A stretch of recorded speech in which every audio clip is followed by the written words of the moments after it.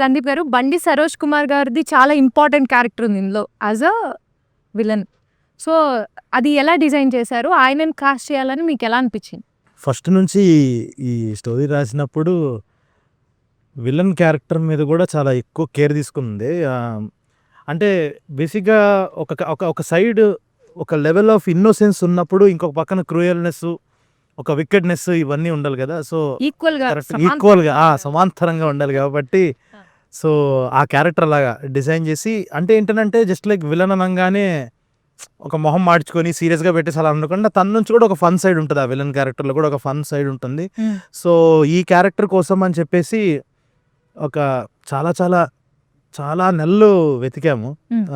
So ఇంకా చాలా రోజుల తర్వాత సడన్గా నాకు యూట్యూబ్ హోమ్ పేజ్ పైన సూర్యాస్తమయం అనే ఒక సినిమా, తను చేసిన సినిమా, తనే డైరెక్ట్ చేసి తను యాక్ట్ చేసిన సినిమా ఒక thumbnail కనిపించింది పోలీస్ లుక్లో.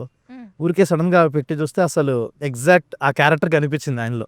అంటే ఏంటనంటే ఆయన ఇంకా పర్ఫామ్ చేయటము ఇవన్నీ పక్కన పెడితే హీ బీయింగ్ హిమ్ ఒక కైండ్ ఆఫ్ ఒక అందులో క్యారెక్టర్ చాలా వరకు నేను రాసుకున్న క్యారెక్టర్ సిమిలర్గా కనిపించింది.